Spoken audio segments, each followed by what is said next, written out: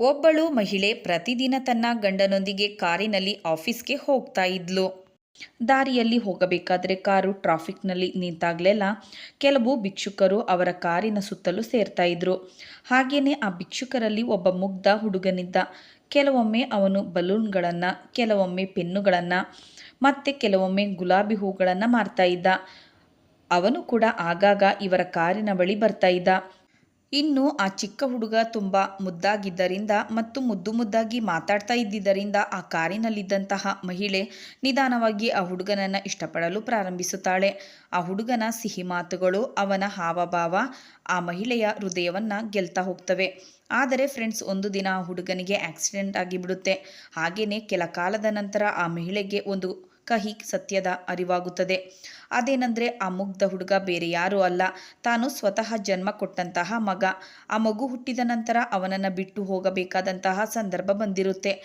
ಹಾಗಾಗಿ ಅವಳು ಮಗನನ್ನು ತ್ಯಜಿಸುತ್ತಾಳೆ. ಆದರೆ 8 ವರ್ಷಗಳ ಬಳಿಕ ಅವನನ್ನು ನೋಡಿದಾಗ ಅವನು ಬೀದಿ ಬದಿಯಲ್ಲಿ ಭಿಕ್ಷೆಯನ್ನು ಬೇಡಿ ಬದುಕುವಂಥ ಪರಿಸ್ಥಿತಿಯಲ್ಲಿದ್ದಾನೆ. ಅಸಲು ಆ ತಾಯಿಗೆ ಅಂತಹ ಪರಿಸ್ಥಿತಿ ಯಾಕೆ ಬಂತು? ಅವಳು ತನ್ನ ಮಗನನ್ನು ಬಿಟ್ಟು ಹೋಗಲೇಬೇಕಾದಂತಹ ಪರಿಸ್ಥಿತಿ ಹೇಗೆ ಉಂಟಾಯಿತು? ಜೊತೆಗೆ ಆ ಬೀದಿಯಲ್ಲಿ ಭಿಕ್ಷೆ ಬೇಡ್ತಾ ಇದ್ದಂತಹ ಹುಡುಗನನ್ನು ತನ್ನ ಮಗ ಅನ್ನೋದು ಅವಳ ಗಂಡನಿಗೆ ಗೊತ್ತಾದರೆ ಮುಂದಿನ ಪರಿಸ್ಥಿತಿ ಏನಾಗಬಹುದು ಅನ್ನುವಂತಹ ವಿಷಯಗಳನ್ನು ಈ ವಿಡಿಯೋದಲ್ಲಿ ನೋಡ್ತಾ ಹೋಗೋಣ. ಆ್ಯಂಡ್ ಅದಕ್ಕೂ ಮುಂಚೆ ಈ ವಿಡಿಯೋವನ್ನು ಎಲ್ಲೂ ಸ್ಕಿಪ್ ಮಾಡದೆ ಕೊನೆವರೆಗೂ ನೋಡಿ. ಈ ಸ್ಟೋರಿ ಹೈದರಾಬಾದ್ನಲ್ಲಿ ನಡೆದಂತಹ ಒಂದು ಸತ್ಯ ಘಟನೆ. ಪ್ರಭಾಕರ್ ಅನ್ನುವಂತಹ ವ್ಯಕ್ತಿಗೆ ಬಶೀರ್ಬಾಗ್ನಲ್ಲಿ ಒಂದು ಕಂಪ್ಯೂಟರ್ ಸೆಂಟರ್ ಇದೆ. ಆತ ಬಂಡ್ಲುಗೂಡು ಸರಹದ್ದಿನಿಂದ ಒಂದು ಸ್ವಲ್ಪ ದೂರದಲ್ಲಿ ವಾಸ ಮಾಡ್ತಾ ಇದ್ದ. ಇನ್ನು ಅವನು ಡೈಲಿ ತನ್ನ ಹೆಂಡತಿ ಅನುರಾಧಳ ಜೊತೆಯಲ್ಲಿ ಕಾರಿನಲ್ಲಿ ತನ್ನ ಕಂಪ್ಯೂಟರ್ ಸ್ಟೋರ್ಗೆ ಕರೆದುಕೊಂಡು ಹೋಗ್ತಾ ಇದ್ದ. ಇನ್ನು ರಸ್ತೆಯಲ್ಲಿ ಹೋಗಬೇಕಾದರೆ ಟ್ರಾಫಿಕ್ ಸಿಗ್ನಲ್ ಎದುರಾಗಿ ಕಾರು ನಿಂತಾಗ, ಅದರಲ್ಲೂ ಬಶೀರ್ಬಾಗ್ ಸಿಗ್ನಲ್ನಲ್ಲಿ ಕಾರು ನಿಂತಾಗ ತುಂಬ ಜನ ಹುಡುಗರು ಅವರ ಕಾರನ್ನು ಸುತ್ತುವರಿತಾ ಇದ್ದರು. ಕೆಲವರು ಭಿಕ್ಷೆಯಾಗಿ ದುಡ್ಡನ್ನು ಕೇಳ್ತಾ ಇದ್ರು. ಇನ್ನು ಕೆಲವರು ಯಾವುದಾದರೂ ವಸ್ತುಗಳನ್ನು ಮಾರಿ ಸಂಪಾದಿಸ್ತಾ ಇದ್ರು. ಹಾಗೆಯೇ ಮತ್ತೊಂದಷ್ಟು ಹುಡುಗರು ಅವರ ಕಾರಿನ ಗ್ಲಾಸ್ಗಳನ್ನು ಕ್ಲೀನ್ ಮಾಡುವಂತಹ ಕೆಲಸ ಮಾಡ್ತಾ ಇದ್ರು. ಹೀಗೆ 8ರಿಂದ 10 ಮಂದಿ ಮಕ್ಕಳು, ಕೆಲವೊಂದಷ್ಟು ವೃದ್ಧ ಮಹಿಳೆಯರು ಕೂಡ ಆ ಸಿಗ್ನಲ್ನಲ್ಲಿ ಭಿಕ್ಷೆಯನ್ನು ಬೇಡ್ತಾ ಇದ್ರು. ಇನ್ನು ಅವರಲ್ಲಿ ಒಬ್ಬ ಹುಡುಗನಿದ್ದ. ಅವನ ಹೆಸರು ಚಿಂಟು. ಅವನ ವಯಸ್ಸು 8ರಿಂದ 9 ವರ್ಷಗಳಿರಬಹುದು. ಆತ ಸಿಗ್ನಲ್ನಲ್ಲಿ ಬೆಲೂನ್ಗಳನ್ನು ಮಾರ್ತಾ ಇದ್ದ. ಒಂದು ದಿನ ಅವನು ಪ್ರಭಾಕರ್ ರಾವ್ ಮತ್ತು ಅನುರಾಧ ಇದ್ದಂತಹ ಕಾರಿನ ಹತ್ರ ಬಂದು, ಅಮ್ಮ, ಈ ಬೆಲೂನ್ಗಳನ್ನು ತಗೊಳ್ಳಿ ಅಂತ ಹೇಳ್ತಾನೆ. ನಾನು ಬಲೂನ್ಗಳನ್ನು ತಗೊಂಡು ಏನು ಮಾಡಲಿ ಅಂತ ಅನುರಾಧ ಕೇಳ್ತಾಳೆ. ಅದಕ್ಕೆ ಆ ಹುಡುಗ ಹೇಳ್ತಾನೆ, ಇದನ್ನು ತಗೊಂಡು ನೀವು ನಿಮ್ಮ ಮಗನಿಗೆ ಕೊಡಿ, ಅವನು ಖುಷಿ ಆಗ್ತಾನೆ ಅಂತ ಹೇಳ್ತಾನೆ. ಅದಕ್ಕೆ ಅನುರಾಧ ಹೇಳ್ತಾಳೆ, ನನ್ನ ಮಗ ಈ ಲೋಕಕ್ಕೆ ಬರುವಷ್ಟರಲ್ಲಿ ಈ ಬಲೂನ್ಗಳು ಒಡೆದು ಹೋಗಿರ್ತಾವಲ್ಲ ಅಂತಾಳೆ. ಅದಕ್ಕೆ ಆ ಚಿಕ್ಕ ಹುಡುಗ ಹೇಳ್ತಾನೆ, ಅಮ್ಮ, ಈ ಬಲೂನ್ಗಳು ಒಡೆದು ಹೋಗುವುದಿಲ್ಲ, ಮುಖ್ಯವಾಗಿ ಅವು ನಿಮ್ಮನ್ನು ಯಾವಾಗಲೂ ಸಂತೋಷವಾಗಿ ಇಟ್ಟಿರ್ತಾವೆ ಅಂತ ಹೇಳ್ತಾನೆ. ಆಗ ಅನುರಾಧ, ನೀನು ತುಂಬ ಮುದ್ದಾಗಿ ಮಾತಾಡ್ತೀಯ, ಸರಿ ಹೋಗಲಿ, ಒಂದು ಬಲೂನ್ ಕೊಡು ಅಂತ ಕೇಳ್ತಾಳೆ. ಅವಳು ಆ ಹುಡುಗನಿಂದ 2 ಬಲೂನ್ಗಳನ್ನು ತೆಗೆದುಕೊಳ್ತಾಳೆ. ಅಷ್ಟರಲ್ಲಿ ಸಿಗ್ನಲ್ ಗ್ರೀನ್ ಆಗಿದ್ದರಿಂದ ಅವರ ಕಾರು ಅಲ್ಲಿಂದ ಹೊರಟು ಹೋಗುತ್ತೆ. ಇನ್ನು ಅನುರಾಧ ಮತ್ತು ಪ್ರಭಾಕರ್ ರಾವ್ ದಿನವೂ ಅದೇ ರಸ್ತೆಯಲ್ಲಿ ಓಡಾಡ್ತಾ ಇದ್ದಿದ್ದರಿಂದ ಆ ಬಶೀರ್ಬಾಗ್ನ ಸರ್ಕಲ್ನಲ್ಲಿ ಆಗಾಗ ಕಾರು ನಿಲ್ತಾ ಇತ್ತು. ಮತ್ತು ಆ ಚಿಕ್ಕ ಹುಡುಗ ಇವರ ಹತ್ತಿರ ಏನಾದರೂ ವ್ಯಾಪಾರ ಮಾಡ್ತಾ ಇದ್ದ. ಒಂದು ದಿನ ಆ ಹುಡುಗ ಆ ಸಿಗ್ನಲ್ನಲ್ಲಿ ಪೆನ್ನುಗಳನ್ನು ಮಾರ್ತಾ ಇರ್ತಾನೆ. ಇನ್ನು ಅವನನ್ನು ನೋಡಿದ ತಕ್ಷಣ ಅನುರಾಧ ಕಾರಿನ ಗ್ಲಾಸನ್ನು ಕೆಳಗೆ ಇಳಿಸ್ತಾಳೆ. ಏನಿವತ್ತು ನೀನು ಪೆನ್ಗಳನ್ನು ಮಾರ್ತಾ ಇದ್ದೀಯಾ, ಬಲೂನ್ಗಳನ್ನು ಯಾಕೆ ಮಾರಲಿಲ್ವಾ ಅಂತ ಕೇಳ್ತಾಳೆ. ಅದಕ್ಕೆ ಆ ಚಿಕ್ಕ ಹುಡುಗ, ಅಮ್ಮ, ನೀವು ಹೇಳಿದಂತಹ ಬಲೂನ್ಗಳು ಒಡೆದು ಹೋಗ್ತವೆ ಮತ್ತು ತಗೊಂಡವರಿಗೆ ಲಾಸ್ ಆಗುತ್ತೆ. ಹಾಗಾಗಿ ನೀವು ಇವತ್ತು ಪೆನ್ನುಗಳನ್ನು ತಗೊಳ್ಳಿ. ಈ ಪೆನ್ನುಗಳಿಗೆ 30 ರೂಪಾಯಿ ಅಂತಾನೆ. ಅನುರಾಧೆಗೆ ಅಷ್ಟೊಂದು ಪೆನ್ನುಗಳ ಅವಶ್ಯಕತೆ ಇಲ್ಲದೆ ಹೋದರೂ ಕೂಡ ಅವನ ಮಾತುಗಳನ್ನು ಕೇಳ್ತಾ ಕೇಳ್ತಾ ಅವನಿಂದ 10 ಪೆನ್ಗಳನ್ನು ಪರ್ಚೇಸ್ ಮಾಡಿ ಅಲ್ಲಿಂದ ಹೊರಟು ಹೋಗ್ತಾಳೆ. ಸೊ ಹೀಗೆ ನಿಧಾನವಾಗಿ ಅನುರಾಧ ಮತ್ತು ಆ ಚಿಕ್ಕ ಹುಡುಗ ಚಿಂಟು ನಡುವೆ ಒಂದು ಅನುಬಂಧ ಕ್ರಿಯೇಟ್ ಆಗ್ತಾ ಹೋಗುತ್ತೆ. ಅವಳು ಆ ಚಿಂಟುವಿನ ಮಾತುಗಳನ್ನು ತುಂಬ ಇಷ್ಟಪಡ್ತಾ ಇರ್ತಾಳೆ. ಅವನು ಮಾತನಾಡುವುದನ್ನೇ ನೋಡ್ತಾ ಇರ್ತಾಳೆ. ಹೇಳಬೇಕಂದ್ರೆ ಆ ಚಿಂಟು ತುಂಬ ಅಮಾಯಕ. ಇನ್ನು ಅನುರಾಧ ಯಾವಾಗ ಆ ಸಿಗ್ನಲ್ಗೆ ಬಂದರೂ ಕೂಡ ಅವನ ಹತ್ರ ಏನೋ ಒಂದನ್ನು ಪರ್ಚೇಸ್ ಮಾಡಿ ಅದರ ಬದಲಿಗೆ 200 ರೂಪಾಯಿ ನೋಟನ್ನು ಅವನಿಗೆ ಕೊಟ್ಟು ಕಳಿಸ್ತಾ ಇದ್ಲು. ಹೀಗೆ ಆ ಚಿಕ್ಕ ಹುಡುಗ ಅನುರಾಧಗೆ ತುಂಬ ಇಷ್ಟವಾಗ್ತಾ ಹೋಗ್ತಾನೆ. ಒಂದು ದಿನ ಅವಳು ಬರ್ತಾ ಇದ್ದಂತಹ ಕಾರು ಬಶೀರ್ಬಾಗ್ ಸಿಗ್ನಲ್ನ ಮುಂದೆ ನಿಂತುಕೊಳ್ಳುತ್ತೆ. ಆದರೆ ಅಲ್ಲಿ ಆ ಹುಡುಗ ಚಿಂಟು ಕಾಣಿಸೋದಿಲ್ಲ. ಅವಳು ಅವನಿಗೋಸ್ಕರನೇ ಇನ್ನೂ ಸ್ವಲ್ಪ ಹೊತ್ತು ಕಾಯ್ತಾ ಇರ್ತಾಳೆ. ಅವನು ಇನ್ನೇನು ಬರಬಹುದು, ಅವನ ಜೊತೆಯಲ್ಲಿ ಒಂದು 4 ಮಾತನಾಡಿ ಹೊರಟು ಬಿಡೋಣ ಅಂತ ಕಾಯ್ತಾ ಇರ್ತಾಳೆ. ಆದರೆ ಚಿಕ್ಕ ಹುಡುಗ ಚಿಂಟು ಮಾತ್ರ ಎಲ್ಲೋ ಕಾಣಿಸುವುದಿಲ್ಲ. ಅಷ್ಟರಲ್ಲಿ ಒಂದಿಬ್ಬರು ಹುಡುಗರು ಇವರ ಕಾರಿನ ಹತ್ರಕ್ಕೆ ಬರ್ತಾರೆ. ಅವರು ಅನುರಾಧ ಹತ್ರ ಮಾತಾಡ್ತಾ, ಅಮ್ಮ, ನೀವು ಆ ಚಿಂಟುಗೋಸ್ಕರ ಹುಡುಕ್ತಾ ಇದ್ದೀರಾ? ಆದರೆ ನಿನ್ನೆ ಅವನಿಗೆ ಆಕ್ಸಿಡೆಂಟ್ ಆಗೋಯ್ತು ಅಂತ ಹೇಳ್ತಾರೆ. ಇನ್ನು ಅವರ ಮಾತುಗಳನ್ನು ಕೇಳಿದಂತಹ ಅನುರಾಧಾಳ ಕಣ್ಣಲ್ಲಿ ಸಡನ್ ಆಗಿ ಕಣ್ಣೀರು ಬರತೊಡಗಿತು. ನೀವೇನು ಹೇಳ್ತಾ ಇದ್ದೀರಾ? ಅವನಿಗೆ ಎಲ್ಲಿ ಆಕ್ಸಿಡೆಂಟ್ ಆಯಿತು ಅಂತ ಕೇಳ್ತಾಳೆ. ಅದಕ್ಕೆ ಆ ಹುಡುಗರು ಹೇಳ್ತಾರೆ, ಆ ಚಿಂಟು ಮನೆಯಿಂದ ವ್ಯಾಪಾರಕ್ಕಂತ ಬರಬೇಕಾದ್ರೆ ಯಾವುದೋ ಒಂದು ಕಾರು ಅವನನ್ನು ಗುದ್ದಿ ಹೊರಟು ಹೋಗಿದೆ ಅಂತ ಹೇಳ್ತಾರೆ. ಆಗ ಅನುರಾಧ ಅವನ ಪರಿಸ್ಥಿತಿ ಹೇಗಿದೆ ಅಂತ ಕೇಳ್ತಾಳೆ. ಅದಕ್ಕೆ ಆ ಹುಡುಗರು ಹೇಳ್ತಾರೆ, ಅಮ್ಮ, ನಮಗೆ ಅದರ ಬಗ್ಗೆ ಸರಿಯಾಗಿ ಗೊತ್ತಿಲ್ಲ. ಆದರೆ ಕೆಲವರು ಹೇಳ್ತಾ ಇದ್ದಾರೆ ಅವನು ಬದುಕುವಂತಹ ಚಾನ್ಸ್ ಇಲ್ಲ ಅಂತ. ಯಾಕೆಂದರೆ ಅವನ ತಲೆಗೆ ತುಂಬ ದೊಡ್ಡ ಏಟ್ ಆಗಿದೆ ಅಂತ ಹೇಳ್ತಾರೆ. ಇನ್ನು ಆ ಮಾತನ್ನು ಕೇಳಿದ ತಕ್ಷಣ ಅನುರಾಧ, ನೀವು ದಯವಿಟ್ಟು ನನ್ನನ್ನು ಅವನ ಮನೆಗೆ ಕರ್ಕೊಂಡು ಹೋಗ್ತೀರಾ ಅಂತ ಕೇಳ್ತಾಳೆ. ಅದಕ್ಕೆ ಆ ಹುಡುಗರು, ಸರಿಯಮ್ಮ, ಅವನು ನಮ್ಮ ಪಕ್ಕದ ಮನೆಯಲ್ಲೇ ಇರೋದು ಅಂತ ಹೇಳ್ತಾರೆ. ಆಗ ಪಕ್ಕದಲ್ಲಿದ್ದಂತಹ ಅನುರಾಧಳ ಗಂಡ ಪ್ರಭಾಕರ್ ಹೇಳ್ತಾನೆ, ಅನುರಾಧ, ಒಬ್ಬ ಭಿಕ್ಷೆ ಬೇಡುವಂಥ ಹುಡುಗನಿಗೋಸ್ಕರ ನೀನು ಅಷ್ಟೊಂದು ಯಾಕೆ ನೊಂದುಕೊಳ್ತಾ ಇದೀಯಾ? ಏನೋ ಆಗಿದೆ ಬಿಡು, ನಮಗೀಗ ಆಫೀಸ್ಗೆ ಅರ್ಜೆಂಟ್ ಆಯ್ತಲ್ವಾ ಅಂತ ಹೇಳ್ತಾನೆ.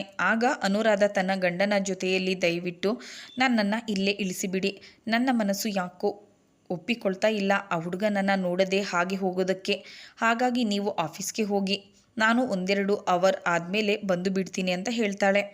ಆಗ ಪ್ರಭಾಕರ್, ಸರಿ, ನಾನು ಆಫೀಸ್ಗೆ ಹೋಗ್ತೀನಿ, ಇಷ್ಟರಲ್ಲಿ ನಮ್ಮ ಆಫೀಸ್ನ ಕೆಲಸದವರು ಬಂದಿರ್ತಾರೆ ಅಂತ ಹೇಳ್ತಾನೆ. ಪ್ರಭಾಕರ್ ಅವಳನ್ನು ಅದೇ ಸಿಗ್ನಲ್ನಲ್ಲಿ ಕೆಳಕ್ಕೆ ಇಳಿಸ್ತಾನೆ. ಆನಂತರ ಅವನು ತನ್ನ ಆಫೀಸ್ನ ಕಡೆ ಹೊರಟು ಹೋಗ್ತಾನೆ. ಇನ್ನು ಅನುರಾಧ ಅಲ್ಲಿನ ಇಬ್ಬರು ಹುಡುಗರನ್ನ ಆಟೋದಲ್ಲಿ ಹತ್ತಿಸಿಕೊಂಡು ಚಿಂಟುವಿನ ಮನೆ ಕಡೆ ಹೊರಡುತ್ತಾಳೆ. ಆದರೆ ಅವಳು ಚಿಂಟುವಿನ ಮನೆಗೆ ಹೋದಂತಹ ಸಂದರ್ಭದಲ್ಲಿ ಒಬ್ಬ ವಯಸ್ಸಾದಂತಹ ಮಹಿಳೆ ಅಲ್ಲಿ ಇರುತ್ತಾರೆ. ಇನ್ನು ಆ ಮಹಿಳೆಯನ್ನು ನೋಡಿದ ತಕ್ಷಣ ಈ ಅನುರಾಧ ಶಾಕ್ ಆಗಿ ಹೋಗ್ತಾಳೆ. ಯಾಕೆಂದರೆ ಆ ವೃದ್ಧ ಮಹಿಳೆ ಈ ಅನುರಾಧಗೆ ತುಂಬ ಚೆನ್ನಾಗಿ ಗೊತ್ತು.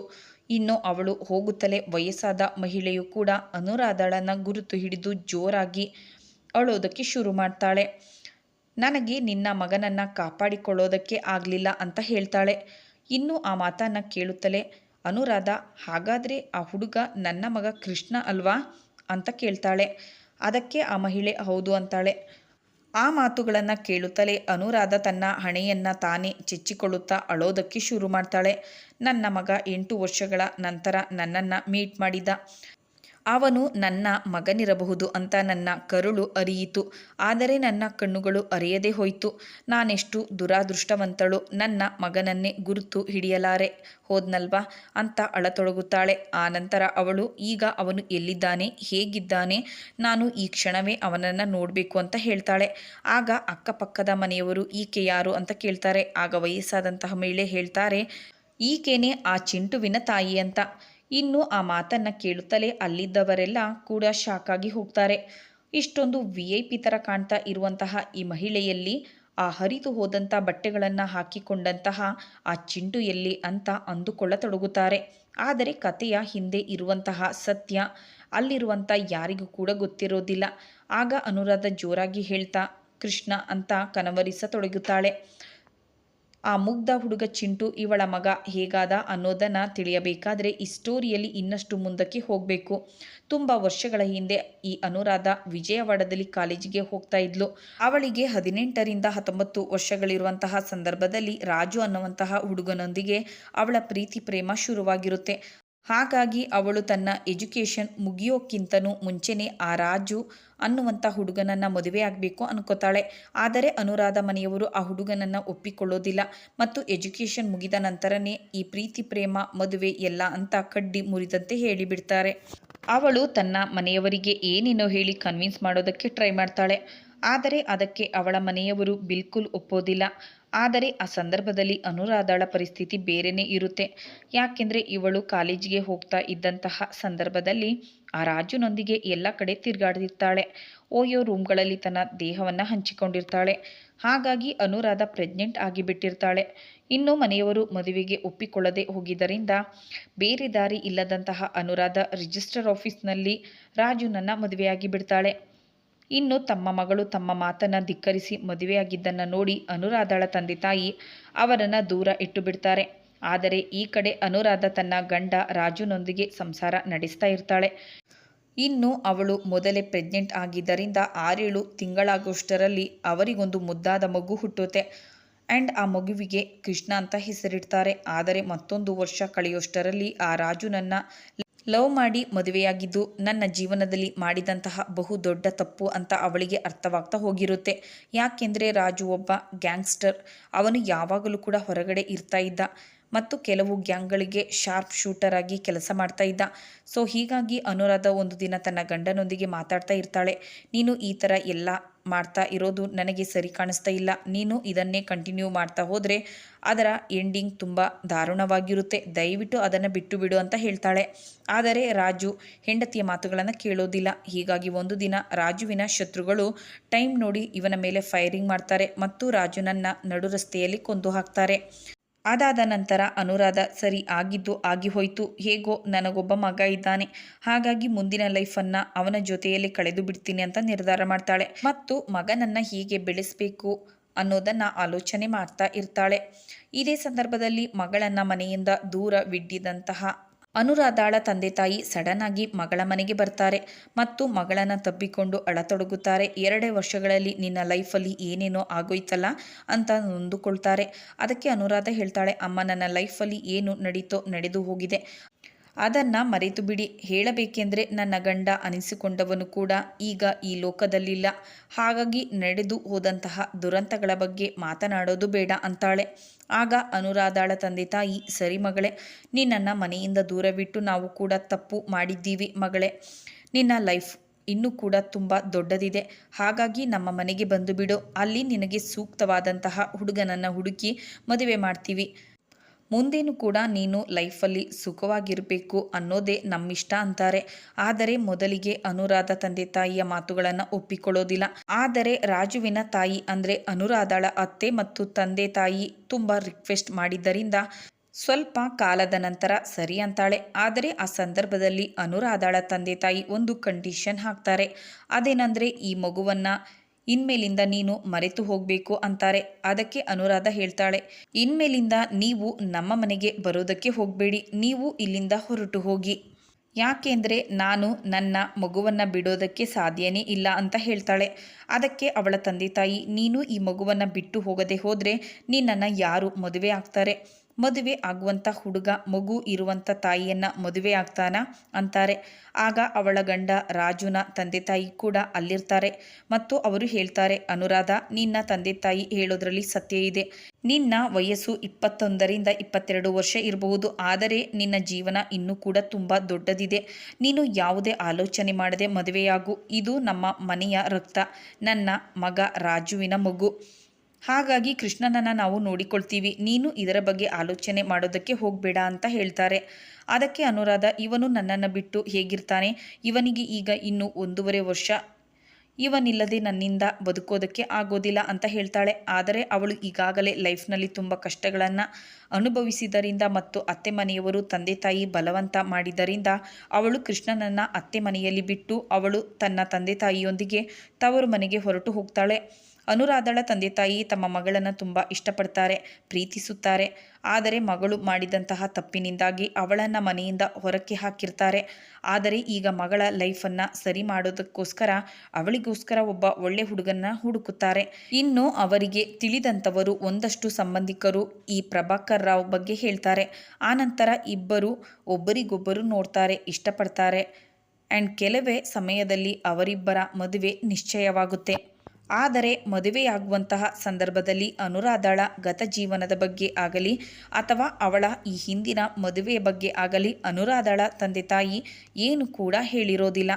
ಇನ್ನು ಕೂಡ ಮದುವೆಯಾಗದಂತಹ ಹುಡುಗಿ ಅಂತ ಹೇಳಿ ಪ್ರಭಾಕರ್ ರಾವ್ನೊಂದಿಗೆ ಮದುವೆಯನ್ನು ಮಾಡ್ತಾರೆ. ಈ ಕಡೆ ಅನುರಾಧಾಳ ಜೀವನ ತುಂಬ ಸಂತೋಷವಾಗಿ ಸಾಗ್ತಾ ಇದ್ದರೆ ಆ ಕಡೆ ಅವಳ ಮಗ ಕೃಷ್ಣನ ಜೀವನದಲ್ಲಿ ಏರುಪೇರಾಗತೊಡಗುತ್ತೆ. ಯಾಕೆಂದರೆ ಕೆಲ ಕಾಲದಲ್ಲಿ ರಾಜುನ ತಂದೆ ಅಂದರೆ ಕೃಷ್ಣನ ತಾತ ಅನಾರೋಗ್ಯಕ್ಕೀಡಾಗಿ ಸತ್ತು ಹೋಗ್ತಾರೆ. ಆ ಸಂದರ್ಭದಲ್ಲಿ ರಾಜುನ ಅಣ್ಣ ತಮ್ಮಂದಿರು ಅಕ್ಕ ತಂಗಿಯರು ಕೃಷ್ಣನ ಬಗ್ಗೆ ಕೀಳಾಗಿ ಮಾತನಾಡತೊಡಗುತ್ತಾರೆ ಮತ್ತು ಅವರು ತಮ್ಮ ತಾಯಿ ಜೊತೆಯಲ್ಲಿ ಮಾತಾಡ್ತಾ ಈ ಹುಡುಗನನ್ನು ಅವರಮ್ಮ ಇಲ್ಲೇ ಬಿಟ್ಟು ಹೊರಟು ಹೋಗಿದ್ದಾಳೆ ಮತ್ತವಳು ಲೈಫ್ನಲ್ಲಿ ಸೆಟಲ್ ಆಗಿ ಸಂತೋಷವಾಗಿದ್ದಾಳೆ. ಆದರೆ ನೀನು ಈ ಹುಡುಗನನ್ನು ಇಲ್ಲೇ ಇಟ್ಕೊಂಡಿದೀಯಾ. ಹೇಳಬೇಕೆಂದರೆ ಇವನಿಂದಲೇ ನಮ್ಮ ಫ್ಯಾಮಿಲಿಲಿ ಎಲ್ಲವೂ ಕೂಡ ಹಾಳಾಗಿ ಹೋಯಿತು. ಹಾಗಾಗಿ ಇವನನ್ನು ಅನಾಥಾಶ್ರಮದಲ್ಲಿ ಬಿಟ್ಟು ಬಿಡು, ಇಲ್ಲ ಇವನ ಅಮ್ಮನ ಮನೆಗೆ ಕರ್ಕೊಂಡು ಹೋಗಿ ಬಿಟ್ಟು ಬಿಡಿ ಅಂತ ಹೇಳ್ತಾರೆ. ಆದರೆ ಕೃಷ್ಣನ ಅಜ್ಜಿ ಅಂದರೆ ರಾಜನ ತಾಯಿ ಮೊಮ್ಮಗನನ್ನು ಬಿಟ್ಟು ಕೊಡೋದಿಲ್ಲ. ಇವನು ನನ್ನ ಮೊಮ್ಮಗ, ನನ್ನ ಮಗನ ಮಗ. ಹಾಗಾಗಿ ನಾನು ಇವನನ್ನು ಎಲ್ಲೂ ಕೂಡ ಬಿಡೋದಿಲ್ಲ. ಇವನು ನನ್ನ ಜೊತೆಯಲ್ಲಿ ಇರ್ತಾನೆ ಅಂತ ಹೇಳ್ತಾಳೆ. ಇದರಿಂದಾಗಿ ರಾಜುವಿನ ಅಣ್ಣ ತಮ್ಮಂದಿರು ಮತ್ತು ಅವರ ಹೆಂಡತಿಯರು ಏನಾದರೂ ಒಂದು ಖ್ಯಾತೆ ತೆಗೆದು ದಿನವೂ ಜಗಳ ಮಾಡ್ತಾ ಇರ್ತಾರೆ. ಇದರಿಂದಾಗಿ ಕೃಷ್ಣನ ಅಜ್ಜಿ ತುಂಬ ನೊಂದುಕೊಳ್ತಾರೆ. ಒಂದು ದಿನ ಕೃಷ್ಣನ ದೊಡ್ಡತ್ತೆ ಹೈದರಾಬಾದ್ನಿಂದ ಬಂದಿರ್ತಾರೆ ಮತ್ತು ಅವರು ಕೃಷ್ಣನನ್ನು ನೋಡಿ ಇವನ ಕಾರಣದಿಂದಲೇ ಈ ಮನೆಯಲ್ಲಿ ತುಂಬ ಜಗಳಗಳು ಆಗ್ತಾ ಇದ್ದಾವೆ ಅನ್ನೋದನ್ನು ಗಮನಿಸುತ್ತಾರೆ. ಆಗ ಆ ಚಿಕ್ಕ ಹುಡುಗ, ಕೃಷ್ಣನ ವಯಸ್ಸು ಹತ್ತತ್ರ 5 ವರ್ಷಗಳು ಇರಬಹುದು. ಆಗ ಕೃಷ್ಣನ ದೊಡ್ಡತ್ತೆ ಅಮ್ಮ, ಇವನಿಂದ ಈ ಮನೆಯಲ್ಲಿ ಜಗಳಗಳು ಆಗ್ತಾ ಇದ್ದಾವೆ, ಹಾಗಾಗಿ ಇವನನ್ನು ನನ್ನ ಜೊತೆಗೆ ಕಳಿಸಿಕೊಟ್ಟು ಬಿಡು. ನನಗೆ ಈಗೋ 2 ಮಕ್ಕಳಿದ್ದಾರೆ. ಇವನನ್ನು 3ನೇ ಮಗನಾಗಿ ಬೆಳೆಸ್ತೀನಿ. ಇವನು ಹೈದರಾಬಾದ್ನಲ್ಲಿ ಆರಾಮವಾಗಿ ಇರ್ತಾನೆ ಅಂತ ಹೇಳ್ತಾಳೆ.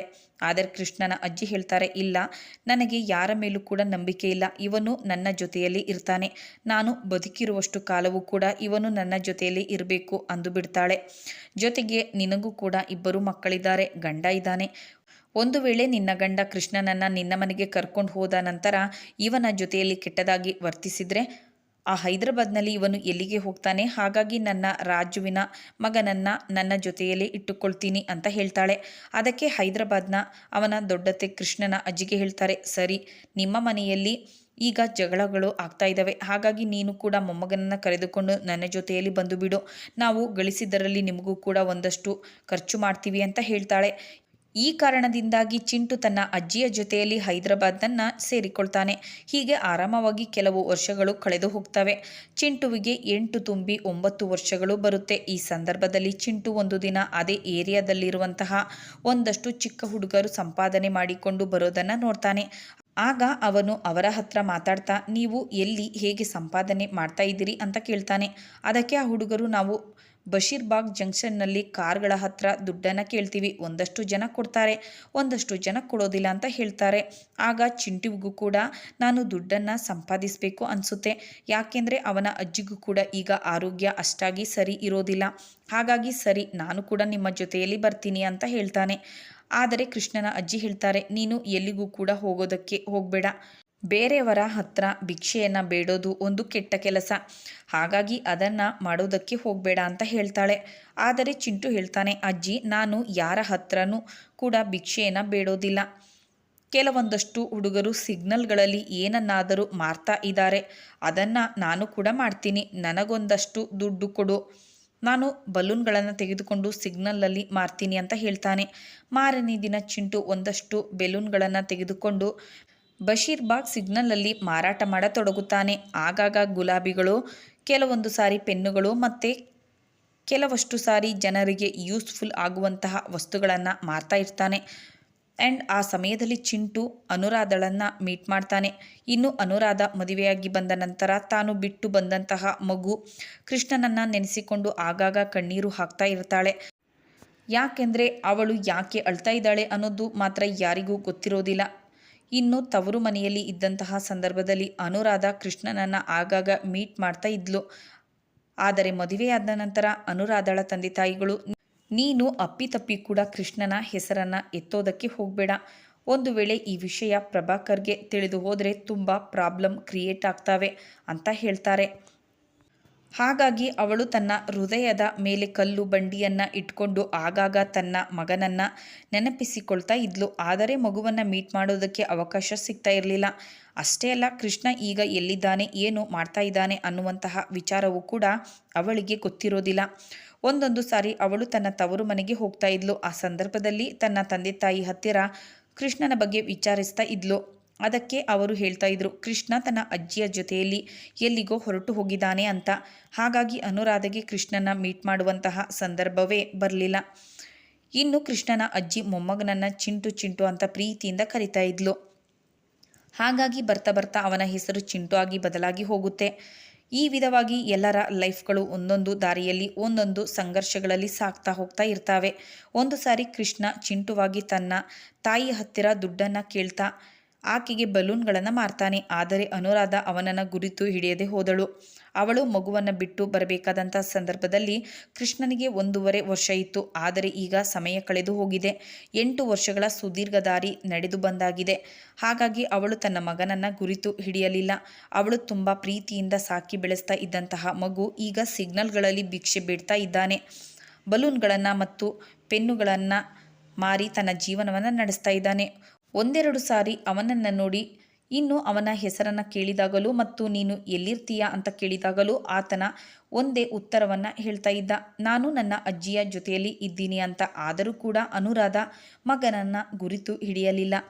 ತನ್ನ ಅತ್ತೆಯ ಹತ್ತಿರ ಜೋರಾಗಿ ಅಳ್ತಾ ಇದ್ದಂತಹ ಅನುರಾಧ, ನನ್ನ ಮಗ ಈಗ ಎಲ್ಲಿದ್ದಾನೆ, ನನ್ನನ್ನು ಬೇಗ ಅವನ ಹತ್ತಿರಕ್ಕೆ ಕರ್ಕೊಂಡು ಹೋಗಿ ಅಂತ ಜೋರಾಗಿ ಅಳತೊಡಗುತ್ತಾಳೆ. ಅದಕ್ಕೆ ಅವಳ ಅತ್ತೆ ಹೇಳ್ತಾರೆ, ಕೃಷ್ಣನಿಗೆ ಮೊನ್ನೆ ಆಕ್ಸಿಡೆಂಟ್ ಆಗಿ ತುಂಬ ತೀವ್ರವಾದಂತಹ ಗಾಯಗಳಾಗಿವೆ. ಆತ ಈಗ ಐಸಿಯುವಿನಲ್ಲಿ ಇದ್ದಾನೆ. ಆದರೆ ಅವನ ಪರಿಸ್ಥಿತಿ ಏನು ಅನ್ನೋದರ ಬಗ್ಗೆ ಡಾಕ್ಟರ್ಗಳು ಇನ್ನೂ ಕೂಡ ಏನು ಹೇಳಿಲ್ಲ ಅಂತ ಹೇಳ್ತಾರೆ. ಇನ್ನು ಆ ಕಡೆ ಪ್ರಭಾಕರ್ ತನ್ನ ಹೆಂಡತಿಗೆ ಮತ್ತೆ ಮತ್ತೆ ಫೋನ್ ಮಾಡ್ತಾನೆ ಇರ್ತಾನೆ. ಇವಳು ಆ ಹುಡುಗನನ್ನು ಹುಡ್ಕೊಂಡು ಎಲ್ಲಿಗೆ ಹೋದಳು, ಏನು ಮಾಡ್ತಾ ಇದ್ದಾಳೆ ಅಂತ ಕಂಗಾಲಾಗ್ತಾ ಇರ್ತಾನೆ. ಆದರೆ ಒಂದು ಸಂದರ್ಭದಲ್ಲಿ ಅನುರಾಧ ಫೋನನ್ನು ತೆಗೆದು ಪ್ರಭಾಕರ್, ಆ ಚಿಕ್ಕ ಹುಡುಗ ಸಾವು ಬದುಕಿನ ನಡುವೆ ಹೋರಾಡ್ತಾ ಇದ್ದಾನೆ. ಇದರಿಂದಾಗಿ ನನ್ನ ಮನಸ್ಸು ಕೆಟ್ಟೋಗಿದೆ. ಹಾಗಾಗಿ ಪ್ಲೀಸ್ ಸಾರಿ, ನಾನು ಇವತ್ತು ಮನೆಗೆ ಬರೋದಕ್ಕೆ ಆಗಲ್ಲ ಅಂತಾಳೆ. ಆದರೆ ಅವಳ ಮಾತುಗಳಿಂದ ಪ್ರಭಾಕರ್ ಆಶ್ಚರ್ಯಚಕಿತನಾಗ್ತಾನೆ. ಅನುರಾಧ, ನೀನು ಏನು ಮಾತಾಡ್ತಾ ಇದೀಯಾ, ನೀನು ಎಲ್ಲಿಗೆ ಹೋಗಿದೀಯಾ, ಆ ಹುಡುಗನ ಹಾಸ್ಪಿಟಲ್ನಲ್ಲಿ ಇದ್ದಾನೆ ಅಂದರೆ ಅವನ ಯೋಗಕ್ಷೇಮವನ್ನು ವಿಚಾರಿಸು, ಬೇಕಾದರೆ ಒಂದಷ್ಟು ದುಡ್ಡನ್ನು ಕೂಡ ಕೊಟ್ಟು ಬಾ. ಆದರೆ ನೀನು ಹಾಸ್ಪಿಟಲ್ಗೆ ಹೋಗಿ ಇವತ್ತು ಬರೋದಿಲ್ಲ ಅಂದರೆ ಏನು? ಒಬ್ಬ ಭಿಕ್ಷೆ ಬೇಡೋ ಹುಡುಗನಿಗೋಸ್ಕರ ನೀನಷ್ಟು ಎಮೋಷನಲ್ ಆಗಿ ಹೋದರೆ ಇಂತಹ ದೊಡ್ಡ ಹೈದರಾಬಾದ್ ಸಿಟಿಯಲ್ಲಿ ನೀನು ಯಾಕೆ ಬದುಕುತ್ತೀಯಾ? ಇನ್ನು ಹುಡುಗನ ಅಪ್ಪ ಅಮ್ಮ ಯಾರಾದರೂ ಇದ್ದೇ ಇರ್ತಾರೆ, ಅವರು ಅವನನ್ನು ನೋಡ್ಕೊಳ್ತಾರೆ. ಹಾಗಾಗಿ ನೀನು ಆ ಬಗ್ಗೆ ಜಾಸ್ತಿ ತಲೆ ಕೆಡಿಸ್ಕೊಳ್ಳೋದಕ್ಕೆ ಹೋಗಬೇಡ, ಒಂದಷ್ಟು ಸಹಾಯ ಮಾಡಿ ಮನೆಗೆ ಬಂದು ಬಿಡು ಅಂತ ಹೇಳ್ತಾನೆ. ಆದರೆ ಅನುರಾಧ ಹಾಸ್ಪಿಟಲ್ನಲ್ಲಿ ಇರೋದು ತನ್ನ ಮಗ ಅಂತ ತನ್ನ ಗಂಡನಿಗೆ ಹೇಗೆ ತಾನೇ ಹೇಳ್ತಾಳೆ. ಆದರೂ ಕೂಡ ಅವಳು ತನ್ನ ಗಂಡನ ಜೊತೆಯಲ್ಲಿ, ಪ್ರಭಾಕರ್ ಇವತ್ತು ನಾನು ಮನೆಗೆ ಬರೋದಕ್ಕೆ ಆಗೋದಿಲ್ಲ, ದಯವಿಟ್ಟು ನನ್ನನ್ನು ಕ್ಷಮಿಸು ಅಂತ ಹೇಳಿ ಗಂಡನ ಫೋನನ್ನು ಕಟ್ ಮಾಡ್ತಾಳೆ ಮತ್ತು ಸ್ವಿಚ್ ಆಫ್ ಕೂಡ ಮಾಡಿರ್ತಾಳೆ. ಹೀಗೆ 2 ದಿನಗಳು ಕಳೆದು ಹೋಗ್ತವೆ. 3ನೇ ದಿನ ಬರುತ್ತೆ. ಎಲ್ಲರೂ ಕೂಡ ಹಾಸ್ಪಿಟಲ್ನಲ್ಲೇ ಇದ್ದಾರೆ. ಆ ಸಂದರ್ಭದಲ್ಲಿ ಡಾಕ್ಟರ್ ಇವರ ಹತ್ತಿರಕ್ಕೆ ಬಂದು, ಆ ಮಗುಗೆ ಇನ್ನು 24 ಅವರ್ನಲ್ಲಿ ಪ್ರಜ್ಞೆ ಬಂದರೆ ಎಲ್ಲ ಸರಿ ಹೋಗುವಂಥ ಚಾನ್ಸಸ್ ಇದೆ. ಒಂದು ವೇಳೆ ಪ್ರಜ್ಞೆ ಬರದೆ ಹೋದರೆ ಆತನ ಬ್ರೈನ್ ಡೆಡ್ ಆಗಿರ್ಬೋದು ಅಥವಾ ಏನಾದರೂ ಆಗಬಹುದು ಅಂತ ಹೇಳಿ ಹೋಗ್ತಾರೆ. ಆದರೆ ಸಾಯಂಕಾಲ ಆಗುವಷ್ಟರಲ್ಲಿ ಡಾಕ್ಟರ್ಗಳು ಮತ್ತೆ ಬರ್ತಾರೆ. ನಿಮ್ಮ ಮಗುವಿಗೆ ಈಗ ಪ್ರಜ್ಞೆ ಬಂದಿದೆ, ನೀವು ಹೋಗಿ ಅವನನ್ನು ಮಾತನಾಡಿಸ್ಬೋದು ಅಂತಾರೆ. ಆನಂತರ ಅನುರಾಧ ತುಂಬ ಸ್ಪೀಡಾಗಿ ಮಗನ ಹತ್ತಿರಕ್ಕೆ ಹೋಗ್ತಾಳೆ. ಆಗ ಚಿಂಟು ನಿಧಾನವಾಗಿ ಕಣ್ಣುಗಳನ್ನು ತೆರೆದು, ಅಮ್ಮ ನೀವು ಬಂದ್ರಾ ಅಂತ ಕೇಳ್ತಾನೆ. ಅದಕ್ಕೆ ಅನುರಾಧ ಹೇಳ್ತಾಳೆ, ಚಿಂಟು, ನಾನು ನಿನ್ನ ಸ್ವಂತ ಅಮ್ಮ, ನಿನ್ನನ್ನು ಹೆತ್ತು ಹೊತ್ತು ಬೆಳೆಸಿದಂತಹ ತಾಯಿ ಅಂತಾಳೆ. ನಂತರ ಅವಳು ತನ್ನ ಮಗನನ್ನು ತಬ್ಬಿಕೊಂಡು ಮುತ್ತಿಡುತ್ತಾಳೆ. ಅಷ್ಟರಲ್ಲಿ ಡಾಕ್ಟರ್ಗಳು ಮತ್ತೆ ಬಂದು, ಮಗುಗೆ ಈಗ ತಾನೇ ಪ್ರಜ್ಞೆ ಬಂದಿದೆ, ಅವನನ್ನು ತುಂಬ ಸ್ಟ್ರೆಸ್ ಮಾಡೋದಕ್ಕೆ ಹೋಗಬೇಡಿ, ಒಂದು ಸ್ವಲ್ಪ ಹೊತ್ತು ನೀವೆಲ್ಲ ಈ ವಾರ್ಡ್ನಿಂದ ಹೊರಕ್ಕೆ ಹೋಗಿ ಅಂತ ಹೇಳ್ತಾರೆ. ಆಮೇಲೆ ಅನುರಾಧ ವಾರ್ಡ್ನಿಂದ ಹೊರಕ್ಕೆ ಬಂದು ಆ ದೇವರಿಗೆ ಪ್ರಾರ್ಥನೆಯನ್ನು ಸಲ್ಲಿಸುತ್ತಾಳೆ. ಆದರೆ ಅವಳು ಇಷ್ಟು ದಿನವಾದರೂ ತನ್ನ ಗಂಡನಿಗೆ ಫೋನ್ ಮಾಡಿರೋದಿಲ್ಲ ಮತ್ತು ಸ್ವಿಚ್ ಆಫ್ ಆದಂತಹ ಫೋನನ್ನು ಆನ್ ಕೂಡ ಮಾಡಿರೋದಿಲ್ಲ. ಹೀಗಾಗಿ ಆ ಕಡೆ ಪ್ರಭಾಕರವ್ ತನ್ನ ಹೆಂಡತಿ ಯಾಕೆ 3 ದಿನದಿಂದ ಕಾಲ್ ಮಾಡಿಲ್ಲ, ಅವಳು ಏನು ಮಾಡ್ತಾ ಇದ್ದಾಳೆ ಅಂತ ಕಂಗಲಾಗಿ ಆ ಸಿಗ್ನಲ್ನಲ್ಲಿದ್ದ ಚಿಕ್ಕ ಮಕ್ಕಳ ಸಹಾಯದಿಂದ ಆ ಮಗು ಇರುವಂಥ ಹಾಸ್ಪಿಟಲ್ ಕಡೆ ಬರ್ತಾನೆ. ಆ್ಯಂಡ್ ಅಲ್ಲಿಗೆ ಬಂದಾಗ ಅವನಿಗೆ ಗೊತ್ತಾಗುತ್ತೆ ಆ ಚಿಕ್ಕ ಹುಡುಗ ಯಾರು, ಅವರ ಅಮ್ಮ ಯಾರು ಮತ್ತು ಈ ಅನುರಾಧ ಇಲ್ಲಿಗೆ ಯಾಕೆ ಬಂದಳು ಅನ್ನುವಂತಹ ವಿಷಯಗಳ ಬಗ್ಗೆ ಒಂದು ಕ್ಲಾರಿಟಿ ಅವನಿಗೆ ಸಿಗುತ್ತೆ. ಆಮೇಲೆ ಅವನು ನೇರವಾಗಿ ಹೈದರಾಬಾದ್ನ ಉಸ್ಮಾನಿ ಹಾಸ್ಪಿಟಲ್ಗೆ ಹೋಗ್ತಾನೆ. ಅಲ್ಲಿ ಅವನು ತನ್ನ ಹೆಂಡತಿ ಅನುರಾಧಳನ್ನು ಮೀಟ್ ಮಾಡ್ತಾನೆ. ನೀವೆಲ್ಲರೂ ಸೇರಿ ನನಗೆ ಮೋಸ ಮಾಡಿಬಿಟ್ರಿ ಅನುರಾಧ, ನೀನು ಕೂಡ ನನಗೊಂದು ಮಗು ಇದೆ ಅನ್ನೋದನ್ನು ಮುಚ್ಚಿಟ್ಟು ನನಗೆ ಮೋಸ ಮಾಡಿಬಿಟ್ಟೆ. ಇವತ್ತಿಗೆ ನಮ್ಮ ಸಂಬಂಧ ಮುಗಿದು ಹೋಯಿತು. ಇನ್ಮೇಲಿಂದ ಯಾವತ್ತೂ ಕೂಡ ನಾನು ನಿನ್ನ ಗಂಡನಲ್ಲ, ನೀನು ನನ್ನ ಹೆಂಡತಿಯಲ್ಲ ಅಂತ ಹೇಳ್ತಾನೆ. ಆದರೆ ಅನುರಾಧನ ಗಂಡನ ಮಾತುಗಳಿಗೆ ಏನು ಕೂಡ ಹೇಳಲಾಗದೆ ಮೌನವಾಗಿ ಬಿಡ್ತಾಳೆ. ಸೊ ಆ ನಂತರ ಪ್ರಭಾಕರ್ ತನ್ನ ಅತ್ತೆ ಮಾವನಿಗೂ ಕೂಡ ಬೈದು ಅಲ್ಲಿಂದ ಹೊರಟು ಹೋಗ್ತಾನೆ. ಇನ್ನು ಚಿಂಟು ಚೇತರಿಕೆ ಆಗ್ತಾ ಹೋಗ್ತಾನೆ. ಅವನಿಗೇನು ಪ್ರಾಬ್ಲಮ್ ಇಲ್ಲ ಅನ್ನೋದನ್ನು ತಿಳಿದು ಅನುರಾಧ ಸಂತೋಷ ಪಡ್ತಾಳೆ.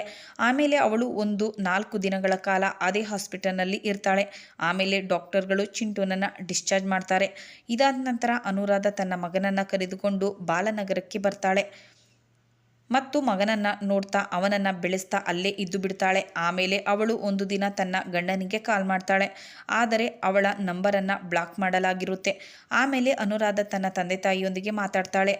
ಅವರು ಕೂಡ ಅಳಿಯನಿಗೆ ಕಾಲ್ ಮಾಡ್ತಾರೆ. ಆದರೆ ಎಲ್ಲರ ಫೋನ್ ನಂಬರ್ಗಳು ಕೂಡ ಬ್ಲಾಕ್ ಆಗಿರುತ್ತೆ. ಹೀಗೆ 15 ದಿನಗಳು ಕಳೆದು ಹೋಗ್ತವೆ. ಒಂದು ದಿನ ಪ್ರಭಾಕರ್ ತನ್ನ ತಾಯಿ ತನ್ನ ಸಹೋದರಿಯೊಂದಿಗೆ ಬಾಲನಗರಕ್ಕೆ ಬರ್ತಾನೆ. ಅದು ಕೂಡ ಚಿಂಟು ಮತ್ತು ಅನುರಾಧ ಇರುವಂತಹ ಆ ಹಳೆಯ ಮನೆಗೆ ಬರ್ತಾನೆ. ಇನ್ನು ಅನುರಾಧ ತನ್ನ ಗಂಡನ ಮನೆಯವರನ್ನು ನೋಡುತ್ತಲೇ ಅಳೋದಕ್ಕೆ ಶುರು ಮಾಡ್ತಾಳೆ. ಯಾಕೆಂದರೆ ಈಗ ಅವಳ ಪ್ರಪಂಚ ಬದಲಾಗಿ ಹೋಗಿರುತ್ತೆ. ಅವಳು ತನ್ನ ಮಗನನ್ನು ತಬ್ಬಿಕೊಂಡು ಅಳ್ತಾ ಇರ್ತಾಳೆ. ಇನ್ನು ಅವಳ ಪರಿಸ್ಥಿತಿಯನ್ನು ನೋಡಿದಂತಹ ಅವಳ ಅತ್ತೆಯವರು ಕೂಡ ಕಣ್ಣೀರು ಹಾಕ್ತಾರೆ. ಆದರೆ ಪ್ರಭಾಕರ್ ರಾವ್ನ ತಾಯಿ ಅಂದರೆ ಅನುರಾಧಳ ಅತ್ತೆ ಅನುರಾಧ, ನೀನೇನು ಅಳೋದಕ್ಕೆ ಹೋಗಬೇಡ, ಬಾ ನಮ್ಮ ಮನೆಗೆ ಹೋಗೋಣ, ನೀನಿಲ್ಲದೆ ನಮ್ಮ ಮನೆಗೆ ಕಳೆನೇ ಇಲ್ಲ ಅಂತ ಹೇಳ್ತಾರೆ. ಅದಕ್ಕೆ ಅನುರಾಧ ಅತ್ತೆ, ನಾನು ಆ ಮನೆಗೆ ಬರೋದಕ್ಕೆ ಆಗಲ್ಲ, ಯಾಕೆಂದರೆ ನಾನು ನನ್ನ ಮಗನನ್ನು ಬಿಟ್ಟು ಬರೋದಿಲ್ಲ ಅನ್ನೋದು ನಿಮಗೂ ಗೊತ್ತಲ್ವಾ ಅಂತಾಳೆ. ಅದಕ್ಕೆ ಅವಳ ಅತ್ತೆ ಹೇಳ್ತಾರೆ, ಬಿಟ್ಟು ಬಾ ಅಂತ ನಿನಗೆ ಯಾರು ಹೇಳಿದ್ರು? ನಾವು ತಾಯಿ ಮಗುವನ್ನು ಬೇರೆ ಮಾಡುವಂತಹ ಪಾಪವನ್ನು ಕಟ್ಟಿಕೊಳ್ಳೋದಿಲ್ಲ. ನೀನು ನಿನ್ನ ಮಗ ಕೃಷ್ಣನನ್ನು ಕೂಡ ನಿನ್ನ ಜೊತೆಯಲ್ಲಿ ಕರ್ಕೊಂಡು ಬಾ ಅಂತ ಹೇಳ್ತಾರೆ. ಇನ್ನು ಅವರ ಮಾತುಗಳನ್ನು ಕೇಳಿದಂತಹ ಅನುರಾಧ ಜೋರಾಗಿ ಅಳತೊಡಗುತ್ತಾಳೆ. ಆನಂತರ ಅವಳು ಗಂಡ ಪ್ರಭಾಕರ್ನ ಕಡೆ ನೋಡ್ತಾಳೆ. ಆತ ಏನು ಹೇಳ್ತಾನೆ ಅಂತ. ಅದಕ್ಕೆ ಪ್ರಭಾಕರ್, ನೀನು ನಿನ್ನ ಮನೆಗೆ ಬಂದು ಬಿಡು, ನೀನಿಲ್ಲದೆ ನನಗೆ ಆ ಮನೆಯಲ್ಲಿ ಬದುಕೋದಕ್ಕೆ ಆಗ್ತಾ ಇಲ್ಲ, ಹಾಗಾಗಿ ನಾನೇ ನಿನ್ನನ್ನು ಕರ್ಕೊಂಡು ಹೋಗೋದಕ್ಕೆ ಬಂದಿದ್ದೀನಿ ಅಂತ ಹೇಳ್ತಾನೆ. ಇದನ್ನು ಕೇಳುತ್ತಲೇ ಅನುರಾಧ ಗಂಡನನ್ನು ತಬ್ಬಿಕೊಂಡು ಅಳತೊಡಗುತ್ತಾಳೆ. ಆನಂತರ ಚಿಂಟುವಿನ ಅಜ್ಜಿ ಕೂಡ ಹೇಳ್ತಾರೆ, ಅನುರಾಧ, ನಿನ್ನ ಮಗನನ್ನು ನೀನು ಕರ್ಕೊಂಡು ಹೋಗು, ಅವನನ್ನು ಚೆನ್ನಾಗಿ ನೋಡ್ಕೊ, ನಾನು ಮತ್ತೆ ನನ್ನ ಊರಿಗೆ ಹೋಗ್ತೀನಿ ಮತ್ತು ಮಕ್ಕಳ ಜೊತೆಯಲ್ಲಿ ಇರ್ತೀನಿ ಅಂತ ಹೇಳ್ತಾರೆ. ಇದಾದ ನಂತರ ಅನುರಾಧ ಮತ್ತು ಕೃಷ್ಣನನ್ನು ಕರೆದುಕೊಂಡು ಪ್ರಭಾಕರ್ ರಾವ್ ಮತ್ತು ಅವನ ತಾಯಿ ಹೈದರಾಬಾದ್ನ ತಮ್ಮ ಮನೆಗೆ ಹೊರಟು ಹೋಗ್ತಾರೆ. ಅದಾದ 1 ವರ್ಷದ ನಂತರ ಅನುರಾಧಗೆ ಮತ್ತೊಂದು ಮಗು ಆಗುತ್ತೆ. ಹಾಗೆಯೇ ಆಮೇಲೆ 3 ವರ್ಷಗಳ ನಂತರ ಅನುರಾಧ ಮತ್ತು ಪ್ರಭಾಕರ್ಗೆ ಒಂದು ಹೆಣ್ಣು ಮಗು ಕೂಡ ಹುಟ್ಟುತ್ತೆ. ಕೃಷ್ಣನು ನಮ್ಮ ಮನೆಗೆ ಬಂದಿದ್ದರಿಂದಲೇ ನಮ್ಮ ಮನೆಗೆ ಬೆಳಕು ಬಂತು, ನಮ್ಮ ಭವ್ಯ ಜೀವನದ ಭಾಗ್ಯದ ಬಾಗಿಲು ತೆರೆದುಕೊಳ್ತು ಅಂತ ಹೇಳ್ತಾರೆ. ಹೀಗೆ ಅವರ ಜೀವನ ಸುಖ ಸಂತೋಷಗಳಿಂದ ಸಾಗ್ತಾ ಹೋಗ್ತಾ ಇರುತ್ತೆ. ಅವರು ನಮ್ಮ ರೇಡಿಯೋ ಚಾನಲ್ಗೆ ಕಾಲ್ ಮಾಡಿದಂತಹ ಅನುರಾಧರವರು ಹೇಳಿದಂತಹ ಜೀವನದ ಕತೆ ಅಂತ ಹೇಳ್ತಾ, ಕತೆ ಇಷ್ಟ ಆಗಿದ್ದಲ್ಲಿ ಕತೆಗೊಂದು ಲೈಕ್ ಕೊಡಿ ಹಾಗೂ ಚಾನಲನ್ನು ಸಬ್ಸ್ಕ್ರೈಬ್ ಮಾಡಿಕೊಳ್ಳಿ. ಕತೆಯನ್ನು ಕೇಳಿದ ತಮಗೆಲ್ಲರಿಗೂ ಧನ್ಯವಾದಗಳು.